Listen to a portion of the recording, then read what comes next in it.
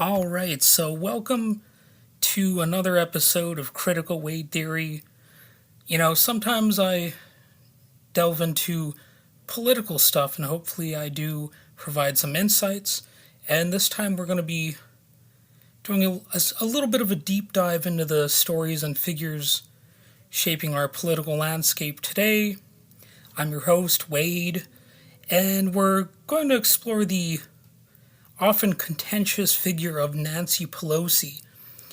And this is happening at a time where the Republican Party is increasingly obviously composed of fascists. So that's sort of the background that I need to delve into here. So there will be times in this episode where it seems like I'm perhaps going out of my way to defend Nancy Pelosi. And that there are increasing reasons to think that the word fascism accurately describes the Republican Party. And, that's putting aside how Donald Trump literally had a Thanksgiving feast with two of the most prominent Hitler-loving Holocaust deniers. That would be Kanye Ye West and Nick Fuentes.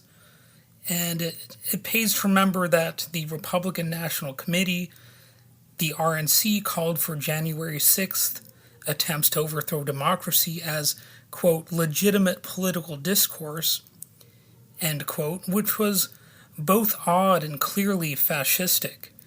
Washington Post columnist Dana Milbank reacted to the RNC statement by noting, quote, to call a person who endorses violence against the duly elected government a Republican is itself Orwellian. More accurate words exist for such a person.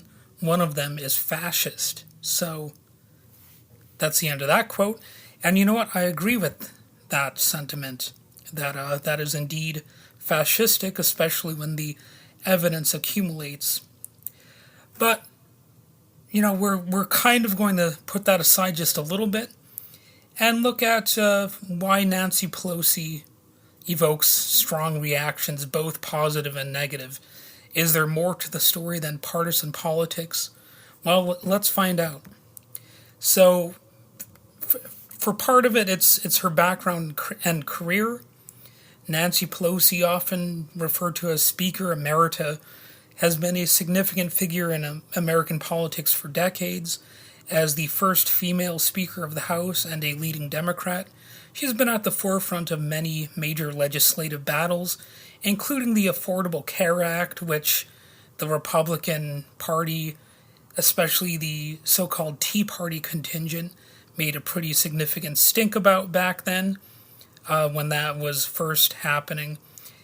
And, of course, Nancy Pelosi was also one of the leaders of the impeachments of President Donald Trump, while some would call him the disgraced former president and the criminally indicted former president.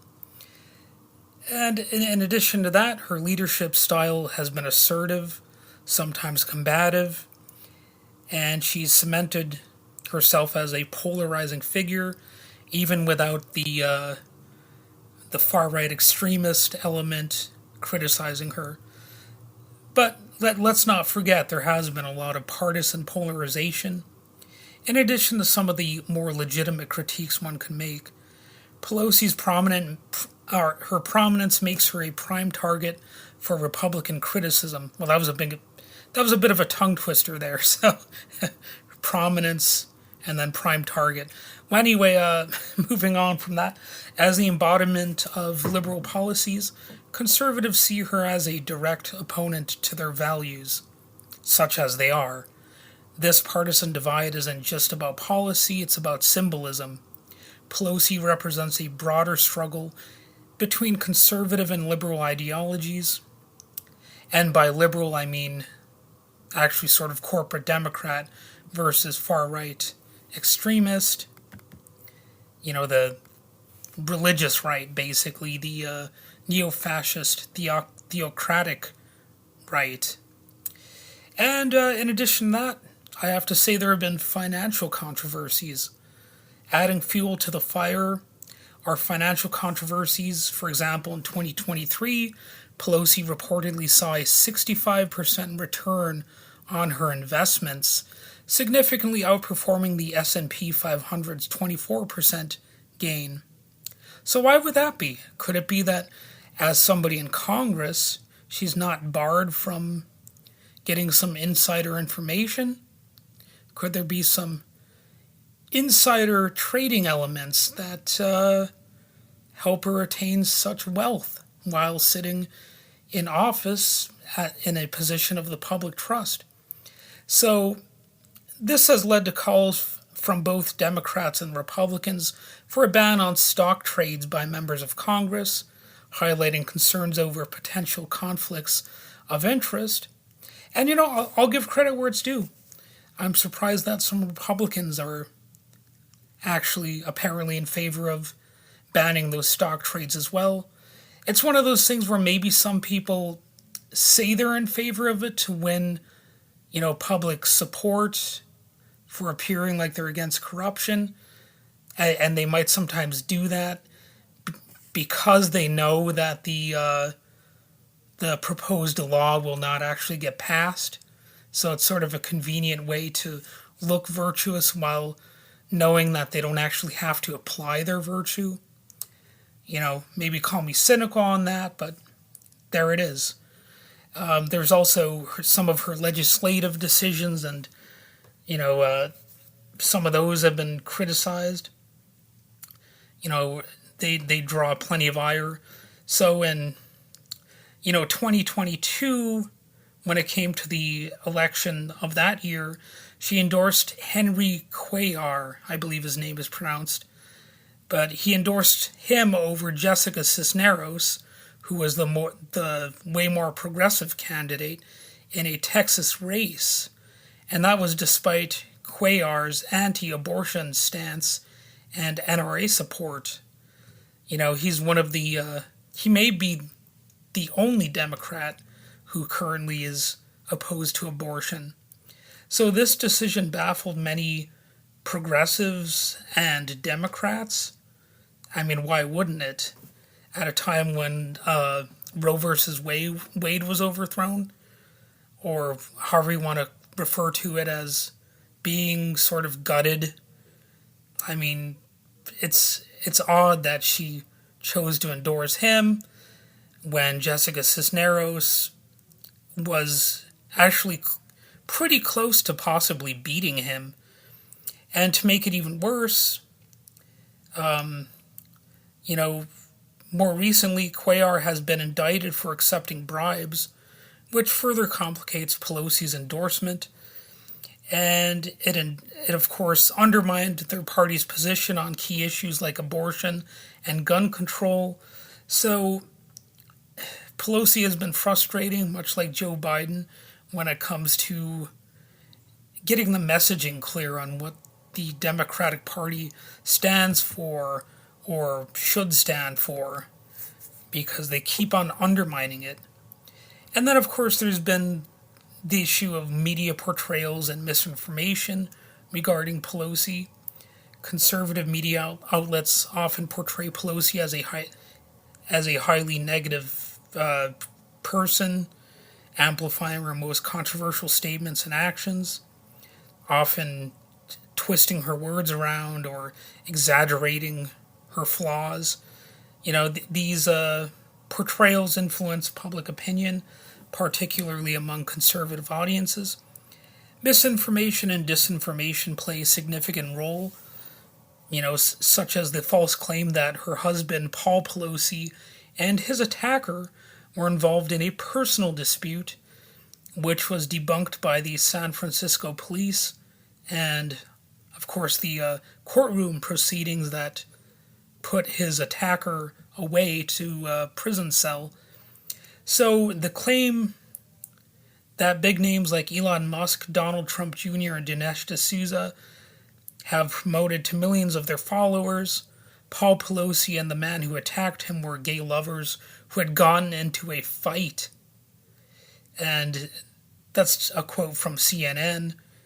And the police chief William Scott told CNN in an interview there's absolutely no evidence that Mr. Pelosi knew this man, As a matter of fact, the evidence indicates quite the opposite, or the exact opposite, to use his exact words. So, yeah, the lies against her have often been vicious, much like with Barack Obama.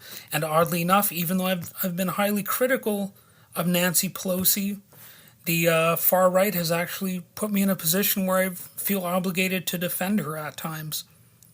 And it's really part of their attempts to just smear and turn her more into a symbolic representation than an actual human being. No lie is too far extreme or too almost comically weird. Like, why would somebody assume they were gay lovers unless... Well, I mean, if you think about that, that's almost more of a confession from the people making the allegation. Like, do they think people only get attacked when they're gay lovers, or do they maybe insert themselves into the mix, like, psychologically, and think, I'm just trying to understand what is going on in the mind of somebody who's just randomly adhering to such a lie. But anyway, for many, Pelosi symbolizes broader political frustrations as well. She's often used as a figurehead for grievances against the Democratic Party or the federal government. This symbolic representation can lead to exaggerated and sometimes personalized criticism far beyond her actual political actions. So another piece of misinformation or disinformation is the false claim about her responsibility for that she was in charge of security during the January 6th insurrection, which is something that Donald Trump has definitely promoted. It's simply not true. Oddly enough, Donald Trump has refused to acknowledge that he had any responsibility for the security on that day. Even though, I mean, if anybody had some sort of legitimate role in, potentially ending what happened, it would have been him. He could have basically commanded the people there, hey, stand back and stand by. That's what he could have said. Something along those lines, and they would have listened. But, there are also conspiracy theories about her stance on COVID-19 and so many other falsehoods that I'm surely not going to be able to address here. It's important to distinguish between legitimate policy disagreements and baseless attacks fueled by misinformation and intentional disinformation. If you're ever wondering the difference between those two words, misinformation is more unintentional and disinformation is more of a targeted campaign. That's what I understand about it anyway. So, to wrap things up here, the intense dislike for Nancy Pelosi is a complex phenomenon. I'm not a huge fan of her. Yet again, there are times where I've basically felt obligated to spring to her defense. It's influenced by her prominent role in politics, her legislative actions, partisan divisions, media portrayals, and the symbolic role she plays for many political opponents. More recently, I've been annoyed by her claiming that the college campus protesters are actually, fed by Russian propagandists or something like that.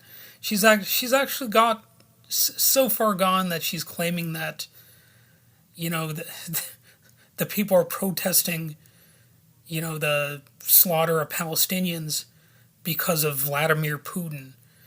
I mean, what can I even say about that? It practically debunks itself. It's just so ridiculous.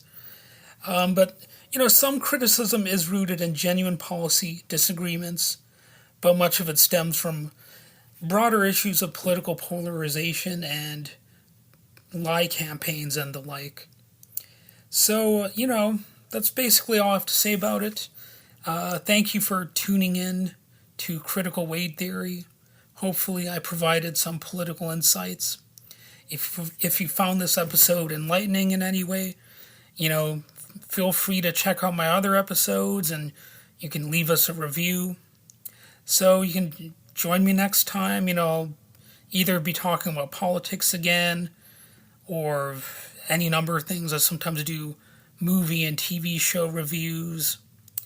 And, until next time, stay informed and stay engaged.